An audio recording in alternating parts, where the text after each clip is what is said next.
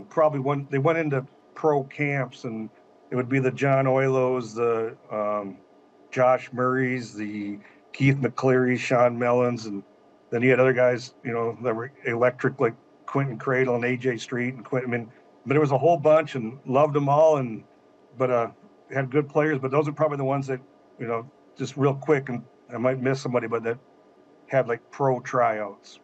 Yeah, for sure. Well, this has been awesome. Last question, actually. How much do you expect your handicap to go down in the next 8 to 10 months? Not at all. I walk around the golf course and pick up the balls that everybody else kicked away, and I give them to my golfing friends. So that's funny. We'll have plenty more opportunities, that's for sure. Well, thanks for joining us, Myron. Appreciate it, and we'll see you. We'll see you soon. I'm sure there's definitely going to be more chances to run into each other in the next 3 months or so. But we appreciate the time.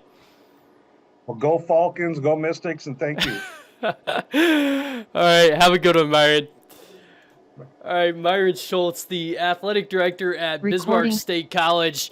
You catch the Go Falcons there at the end. He coached Marquise Williams, who played at the University of Mary and is now the special teams coordinator for the Atlanta Falcons. And I did a story on Marquise a couple of years back. So every time Myron and I talk, we talk Falcons football a little bit.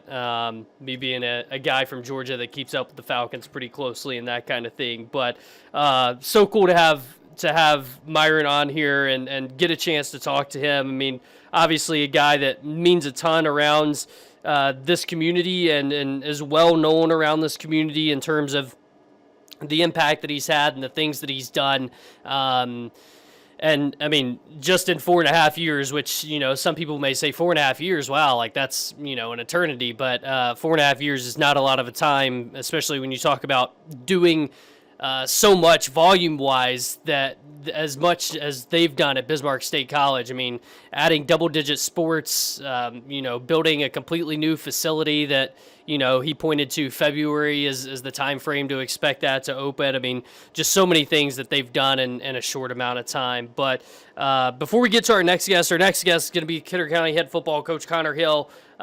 He's going to join us after they came off a big win this past weekend against Grant County Flasher on Friday night, probably the best game that we saw in 9-man this weekend. But I just wanted to kind of go around and talk about, some things that happened this past weekend, a couple of things that have rolled in this morning.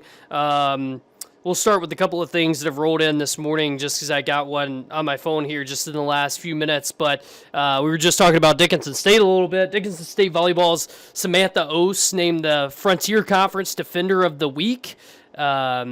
Ose playing volleyball now after she played basketball at Dickinson State. I believe we touched on that here a little bit a few weeks back, but she had 15 blocks as 2 wins for Dickinson State. She had 15 blocks in that stretch. One of those wins was over number 24 Carroll College. She had 8 blocks in a win over Rocky Mountain, and then had 7 blocks in that win against the Saints, averaging 1.88 blocks per set. Dickinson State kind of getting back on the right track with a pair of wins this weekend. They're now 9-7 on the season. So they started out really hot. Then they dropped 6 in a row, and then they bounced back and win 2 in a row.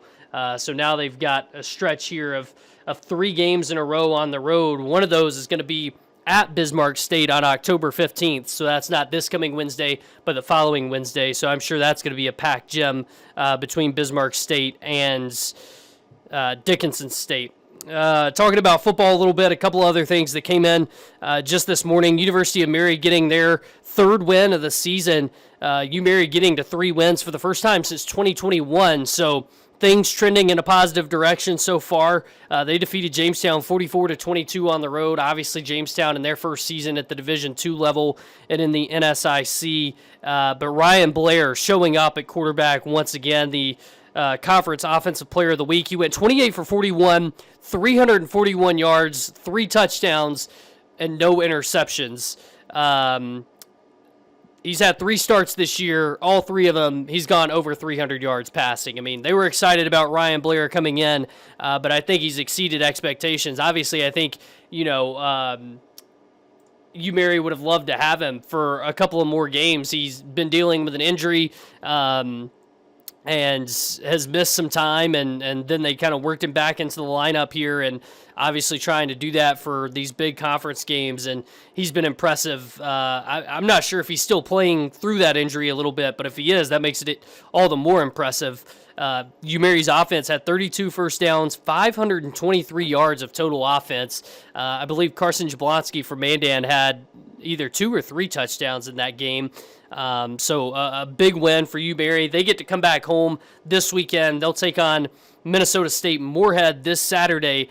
Moorhead coming off an overtime win over Minot State. They won 40-37 at home over Minot State. That was an electric game. I was seeing stuff about the ending of that game there. Minot State's kicker Brandon McCary won the NSIC Special Teams Player of the Week. He tied an NSIC single-game record with 5 field goals. It's a new Minot State record. He scored 17 points. So they scored 37 on the game. He scored 17 of those 37 points for Minot State on Saturday. That included a game-tying field goal, which sent it to overtime. And then Moorhead scored in overtime to go ahead 40-37. We'll get into a couple more things there at the end as we talk a little bit about NDSU, UND, the Vikings, what's ahead this week, all those things. But we wanted to talk about the Kidder County Wolves because they are on fire right now. I'm going to pull up some stats here that got sent to me recently, but Kidder County coming off a huge win over Grant County Flasher, 38-28. Grant County Flasher's they were ranked early in the season. They've been receiving votes. Their only loss coming into this week was against Linton HMB, which is the number 3 team in the state. So it wasn't a bad loss by any means. They've been receiving votes in the polls, and they have to go on the road to play Kidder County, and it was a pretty good game from what I was able to see, and everything that we had in terms of highlights and things I heard. But the real story here is the fact that Kidder County gets that win, and that pushes them to 6-1 this season. They're coming off a year where they were 1-7. So when you talk about a turnaround, I mean, that's one of the best turnarounds you're going to hear about. And obviously with 9-man, we always talk about 9-man and kind of the ups and downs because, in small communities like that, things are going to come and go. There's ebbs and flows. But what Kidder County has been able to do this year has been impressive under Connor Hill, the first-year head coach there. He's been a head coach previously, his first year at Kidder County, and I just wanted to highlight a couple of their guys real quick before Connor joins us. These stats were as of... these were through 5 games, but through 5 games... Grady Larson, their quarterback, he has already set the school record for passing touchdowns in a season. He has set the school record for passing touchdowns in a game, or tied it. He's definitely now passed the school record for touchdowns in a season, tied the record for passing touchdowns in a game, tied the record for defensive interceptions in a game. He has a game with 3 interceptions. That's incredible, especially when you're talking about going from playing quarterback to flipping to the other side of the ball and getting 3 interceptions in a game. And then when it comes to the season, he has passed the record for interceptions in the season. As of 2 weeks ago, he had 6 in the season and counting. I'm not sure if he's had another one since then. And then the other guy that we wanted to highlight was Preston Fisher, who we had on our highlights on Friday night. I'm reading this one straight off, but he set a receiving records at Kidder County this year for receptions in a game with 9, receptions in a season with 34, receptions in a career, reception touchdowns in a game, and reception touchdowns in a season. He's got 10 so far this year. They've still got 2 regular season games left and obviously a chance at the playoffs. So we're going to bring Connor Hill in here as we get set to talk a little bit more about the Wolves and what they've had going on so far this season. Just an impressive start to the season for the Wolves, and now they get a chance to take on one of the top teams in the state, Linton HMB, which we're going to obviously ask Connor about here in just a second as we get him brought on. Connor Hill, how's it going, man? I feel like the smile has to be a little bit brighter this morning after a weekend like you guys had. But how are things? How are people in Steel feeling this morning, coming off a good weekend? Yeah, they're feeling good. I think everybody I've talked to is congratulated us on a really good game that we played on Friday, and yeah, we're really happy with how we played. Tell me a little bit about that game. We had somebody out there shooting highlights, but obviously Grant County Flash are a really good team that's played a lot of really good teams in your region as well. So I know it was a tough opponent going in, but what was kind of your mindset going into this one, and just how pleased were you with the result of how your guys played on Friday night?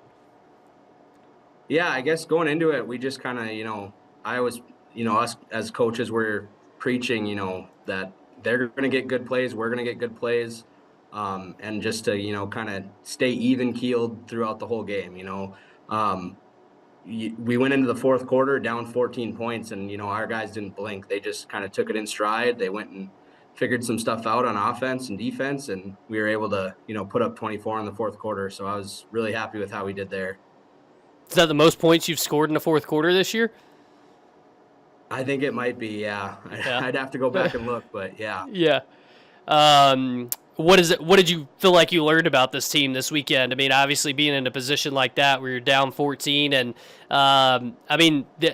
let's face it, these guys lost a lot of games last year. I mean, do you feel like you learned something about them? The fact that they were able to fight in a situation like that and then come out on top?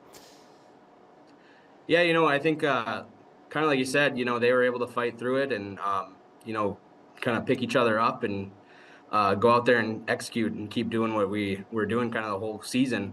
But yeah, it really did show, after the last season that, these guys do have some fight and they are able to come back when they're down. And, I think we kind of had that problem last year where, we'd get down by a couple touchdowns and we just kind of shut down and wouldn't be able to, fight back. And, it really showed this weekend that they kind of have that ability, that resiliency to kind of go and do that. Yeah. What's this been like for you? Stepping into this role, and obviously knowing you were there on the sidelines last year as an assistant, correct? Yep. Yeah, so you were an assistant last year, and to step into this role, I mean, what's it been like watching this turnaround and seeing it firsthand and seeing the buy-in from the kids? Yeah, it's been really great. You kind of hit the nail on the head there with buy-in. I think the kids really bought in quickly. I think I have a little bit different philosophical than Coach Silvernagel was maybe last year. I'm more of kind of the spread run game kind of guy. Where the last one under Coach Silvernagel and Coach Biesterfield before me, they've kind of been that double wing option kind of offense where I like to spread it out and try and get the run game going that way. And it's not a complicated offense really to learn. And the guys, like I said, they really bought in and have done a really good job kind of implementing some of my philosophies and offensively and defensively. So, yeah. We were just reading off the stats, but whenever you talk about that offense and going to more of a spread, obviously you're going to be, chasing down some records, but for Preston and Grady, I mean, these two guys are, jumping past the records a good bit already. We were just reading the Preston's receptions in a season, receptions in a game, receptions in a career, reception touchdowns in a game, reception touchdowns in a season.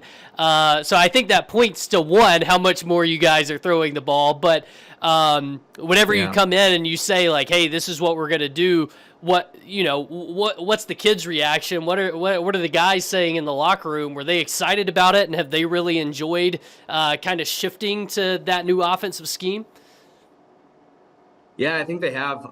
They were excited kind of when I came in and, kind of told them like, nothing against what we did last year, but, I just have a different philosophy on how to do things for offensive football. And, they were really excited. I think, it's funny, a lot of our passing yards, it's a lot of yards after catch. We don't throw the ball very far past the line of scrimmage. It's all really, maybe 5 to 15 yards past the line of scrimmage, and that's kind of a testament to how athletic we are and what we can do with the ball when we get it in the hands of the right guys. And for a 9-man team, I mean, I don't think I've seen you guys in person this year, but I remember seeing the highlights from the Mandan Region 4 Rumble thing. And whenever I was watching the video, I was like, wow, they have some pretty good size, and some guys that look pretty athletic. I mean, do you feel like in terms of a 9-man program where you guys are at, you guys are in a good spot athletically and physically? Yeah, I think we really are in a good spot. I think, you look at our lineup, and two of our biggest guys are skill position guys. Like that's kind of a thing that I like. If they're bigger but they're athletic, I'm not gonna keep them on the offensive line. I want them getting the ball. Yeah. So I think that's kind of the biggest thing is those guys have really stepped up and done a really good job. With how big they are. And, Bryce Larson is really good he looks for contact when he's running the ball, and Mason Whitman too he's our leading rusher, and he's kind of the same way. They can outrun people, but, they're big enough that they don't need to. Yeah.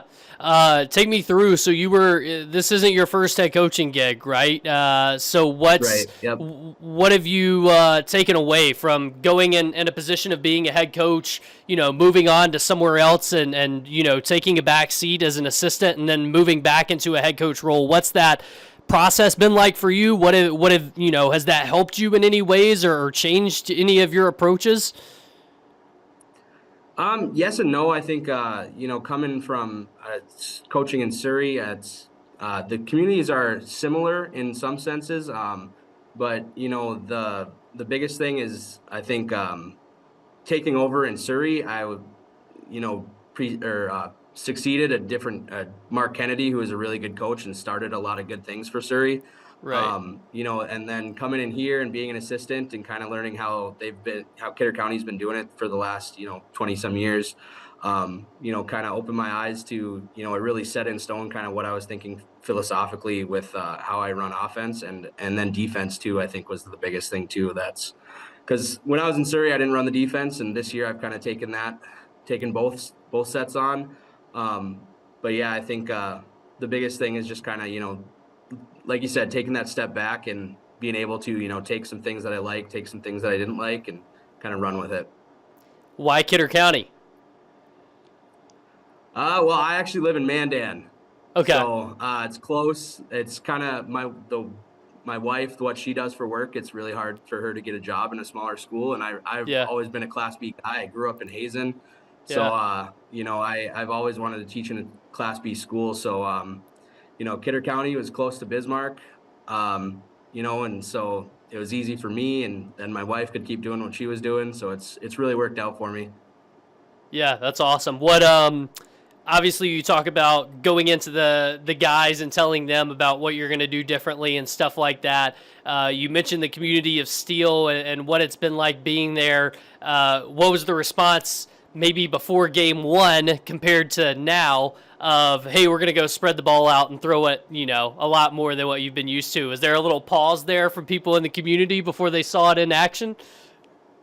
No, I think there was some excitement. I think, there were some people that kind of wanted to see a little bit of a change and, throwing the ball a little bit more. But yeah, the community has been really great and kind of accepting what we've been doing. And, like I said, it's pretty different from what they're used to.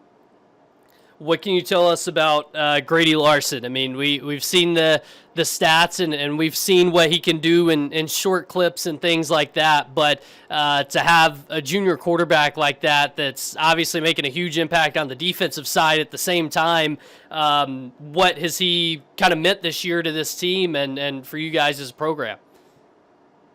Yeah, he means a lot.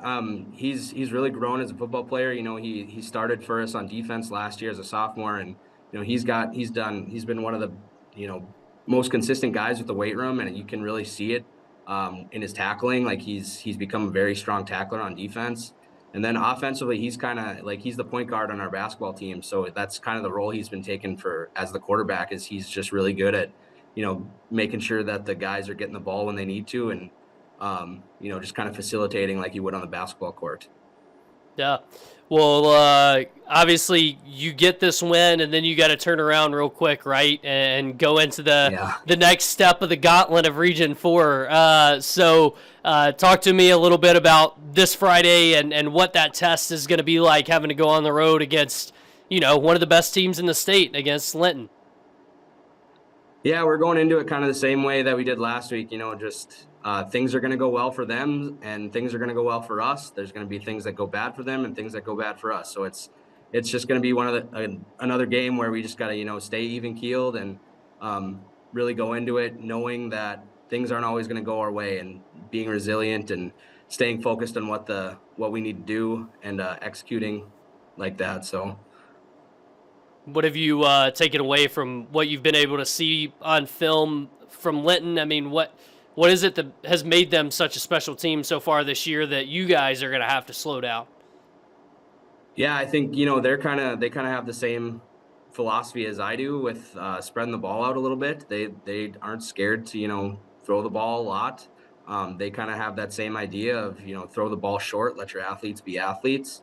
And they are very athletic. Like even with some of the injuries that they've had, they've replaced some guys very quickly that you can't even tell really that they lost some of those guys. So their depth and their athleticism are two things that we got to try and figure out a way to slow down. Yeah, obviously they lost Keeney to the ACL injury. You hate to see a guy Right. like that go down. That's so good, in the region. But for you, I mean, obviously spending time in Surrey, I know obviously you've paid attention to what's going on in 9-man football, but now playing against Region 4 teams every week, what's that been like for you as a head coach, taking on all these new teams, but these teams that have been really competitive out of Region 4 and have been known to make some deep runs into state and the Dakota Bowl? Yeah, so I think the biggest thing is that, like, this region is just so physical. I think that's one thing that is very different from kind of the region that Surrey's in right now. It's just a very physical brand of football, and there's a lot of really good teams in this region that can really make it tough. And like Linton, for example, they with the injuries they've had, like that physicality, you got to be able to have depth and have guys step up and be able to work through some of the bumps and bruises that you might get along the way. Yeah. All right, cool. We're going to get you out of here on this. A couple of rapid fire questions. If you're driving from Mandan to Steele every day, what's on your phone, your radio, whatever? Are you podcasting? Are you listening to music? What's the daily drive like? Yeah, I think, I'm a weekly listener of the Joe Daniel football podcast, the Coaching 101 podcast. So that's something that I tune into every week. Kenny Simpson is another guy that's a big football podcast guy that I listen to weekly. But yeah, other than that, I think they usually send their episodes out on Tuesdays. I usually watch those on Wednesday mornings on my way there, or Tuesday afternoons when I'm on my way back home. But other than that, yeah, just music, kind of whatever I'm feeling for that day. Yeah. So are we game planning on the bus on a Friday? Or at that point, is it just loading up the next podcast while you're driving to Richardson or Beach or wherever it is? Yeah, pretty much just trying to, stay focused and, kind of solidifying in my mind what the game plan was. So getting ready that way. What's been your favorite moment from this first season as a head coach at Still? I think this last Friday was probably definitely up there. Our first week too, just kind of going into that unknown, what kind of team are we going to be? How are they going to respond to this different stuff that we're doing? So the first week and then last week, are probably my two biggest highlights from the season so far. And just the way the guys have reacted and bought into everything. Are you a pregame speech guy? Like, will you have something in your head before Friday gets here of what you're going to tell the guys? It's funny. So, like, when I was a player, I was a big pregame speech guy, but as a coach, I'm not. Like, it just, I don't know what it is. It's just growing up, it just kind of changed that mentality, I guess. But yeah, I usually kind of let my seniors do the big pregame pep talks. Nice. All right. Well, Yeah. We'll see if we'll hope the seniors come out with a good one this week, because I'm sure that's going to be a fun game down in Linton. We appreciate you joining us, man. I mean, obviously, so cool to see the success of this program and this team. And we're glad that we got an opportunity to chat, and can't wait to see what the outcome of this game is on Friday night, because I know it's going to go a long way in the region standings and determining where you hopefully get to play a playoff game. So best of luck on Friday night. Thanks so much for coming on, man. Yeah, thanks. I appreciate it. Thanks for having me on. Yeah, have a good one.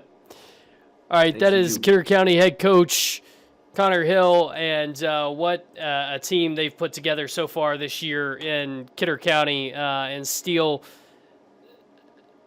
They're impressive. I mean, I was being dead serious when I saw the video highlights of them from the first week of the season. I was like, wow, these guys, right. They've got some size. You can tell they've got some athleticism. And as the season has continued, we've just seen more and more and more of that. I wanted to show some video from this past weekend of them playing, but didn't get a chance to do that. So, yeah, I mean, Kidder County has been a fantastic team. They're obviously going to go in and have their hands full against number 3 Linton HMB, but it should be a big game. And Kidder County's got 1 loss. Linton HMB, the only team left without a loss in the region. So there is a lot on the line whenever it comes to, figuring out who's going to be playing a home game in the playoffs, who's going to be playing on the road, who's going to be getting into the playoffs really in that region. There's still a lot up for grabs. But got to talk about this, and I wanted to get to it earlier, but some big news over the weekend. Minot's Lily Bell making her college commitment, and this was the moment that she chose Oklahoma as the place that she's going to play her college basketball. Lily Bell, she had a top 5 of Oklahoma, Nebraska, North Carolina, Louisville, and Michigan. And she chose the Sooners, and they went to the 3rd round of the NCAA tournament last year, so they've been kind of building some things there and had some really good results. Obviously seeing her family there, and head coach Jason Schwarz of the Minot Majets, but Lily, the all-time leading scorer in the highest classification in North Dakota girls basketball, and once again, we're going to have a Power 5, Power 4, or whatever you want to call it, Power 4 player from North Dakota playing, college basketball and the SEC. I have to stop and think about that, because it's so weird to think about Oklahoma and Texas being in the SEC still. But, having a chance to see, a kid from North Dakota go and play at the highest level. And obviously Lily she's the back-to-back North Dakota Gatorade Player of the Year. She's won a state championship here. I believe that was her 8th grade year. And so it's no surprise. We've known what was in store for her all along, but it's still just so cool to see that moment, see the joy from her, from her family, and see them getting that experience. I'm going to play this video one more time just because I love this kind of stuff. And so it's awesome to see, her mom and dad and coach getting so excited. Her dad's so funny to me. He is all into it. But Lily Bell going to Oklahoma, and obviously, she had Nebraska in her top 5. She could have gone and played at the same place as Logan Nisley. It's just so fantastic to think about girls basketball in North Dakota, and the fact that, it's really becoming consistent at this point that we are having girls from North Dakota go to the Power 4 level and go to these big-time schools. So such a cool opportunity for her, and she still has a whole other season ahead of her this year. Gonna shatter the record when it comes to scoring in the highest classification for girls basketball. Who knows? She could end up being, a solid 800 points, 600 points ahead of the record, because I'm trying to remember when she broke it. I think she broke it in the loss to Century at the state tournament. So, she's had a chance to add points since then, and certainly, she's going to be a probably averaging 25 to 30 points a game come this year for the Jets. And then on top of that, you talk about the fact that they have Maggie Fricke coming back off an injury. Maggie Fricke, who's committed to the University of North Dakota, so a great player in her own right that's going to go play at the Division I level. And I think they're only better whenever Maggie and Lily are both playing. So that's going to be a fantastic duo. And to see them back on the court again together is going to be so cool to see. Obviously, it's going to be high expectations for Minot coming into the season. I wouldn't be surprised if we saw them in the preseason top 3, top 2 going into it. So congratulations to Lily Bell. Fantastic story, and obviously we're going to continue to follow her and can't wait to follow her at the college level as she gets to go to the University of Oklahoma to play college basketball. I wanted to talk a little bit more about the past weekend. Wanted to touch on NDSU and UND. The Vikings obviously getting a win in London. Carson Wentz, a perfect drive in terms of completions down the stretch, throwing a touchdown to Jordan Addison in the final seconds to win the game for the Vikings, and come out of those games in London and Dublin 1-1 and coming back home. Have a bye week in front of you now, and then Carson went out of the game for a couple of plays there at the end of the second quarter. He was dealing with an injury. They asked him about it post game, and he wanted to thank the trainers and thought they did a fantastic job, and basically just said in terms of what the starting situation is going to be after the bye week with J.J. McCarthy probably having a chance to come back. We don't know if he will be coming back or not, but, it seems like the door is open for that.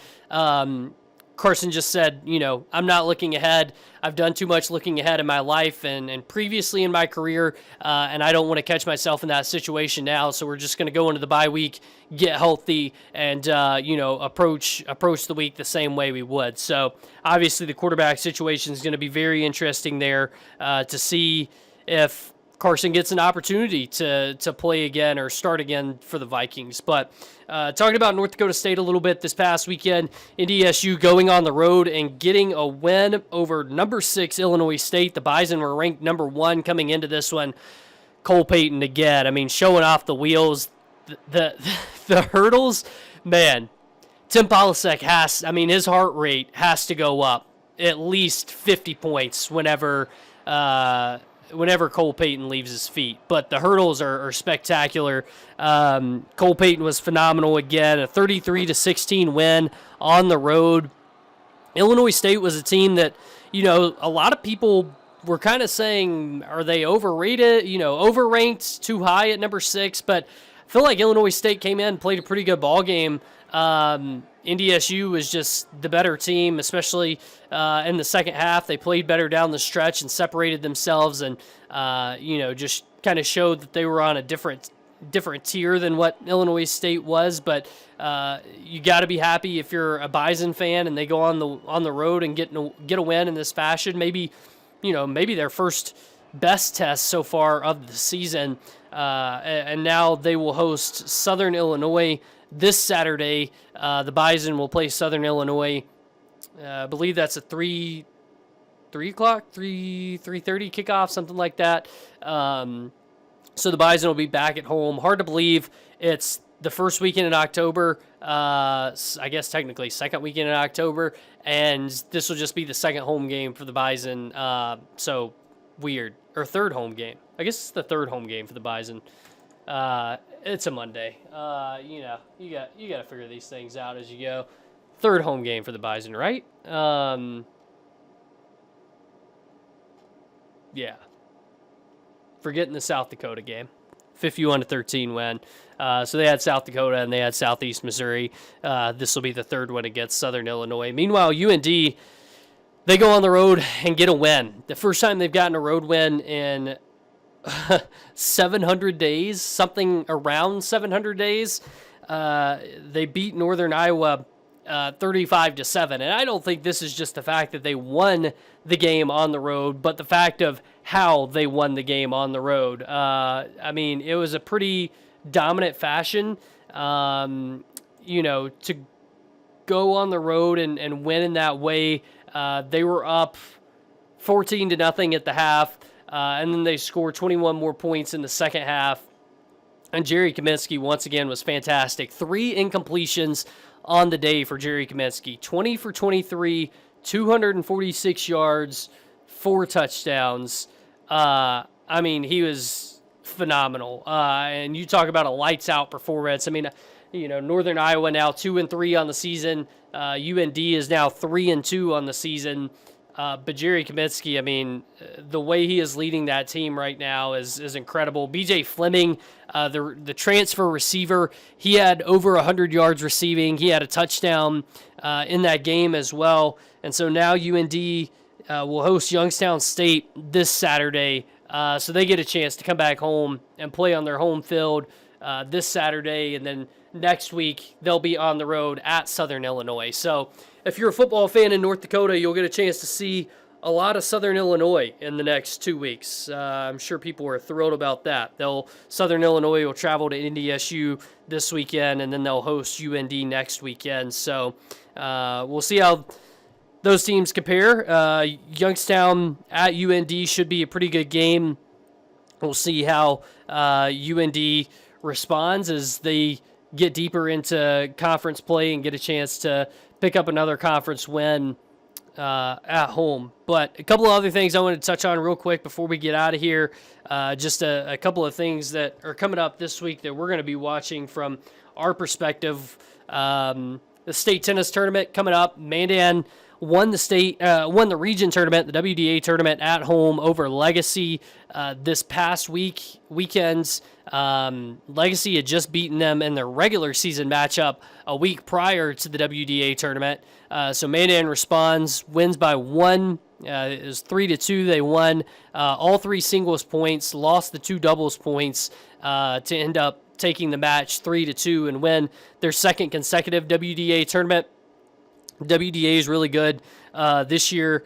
We'll see how they do. Obviously, they're got to go to the east side of the state, going to go to Grand Forks. And I think I was told this past weekend, I believe it's 2027, Mandan is going to host the state tournament here. So we'll get a chance to, see that new facility be used on such a big stage, and I think that's going to be a really cool opportunity. But Mandan's going to be the team to watch. Legacy's going to be right there behind them because we know Legacy is capable of beating them. We're going to talk to Mandan early this week, so stay tuned to KFYR TV. Over the next couple of days, we'll talk to them and have that air sometime before Thursday. It's also the last week of the soccer regular season. Legacy and Minot already punched a ticket to the state tournament. State tournament's going to be in Mandan for state soccer next weekend, not this coming up weekend, the following weekend. So you'll have a chance to see some really good games there. Legacy and Minot punched their ticket to state, the 3 and 4 seed, wide open. Century's a team to watch. They've got a huge game tomorrow night against Bismarck. Both of those teams in contention. I think I haven't looked at the points since Saturday. I think there was 1 or 2 games on Saturday, but there's realistically maybe 5 teams that could get those last 2 spots in the WDA standings, those last 2 spots for the state tournament. You no longer have the WDA tournament where you can kind of play your way in. So that changes the dynamic of things. That's been gone for a couple of years now, but that changes the dynamic of things, and it makes these regular season games so much more important. So there's going to be some big games down the stretch Tuesday and Thursday to close out the regular season. I can't remember. I want to say there's one on Saturday.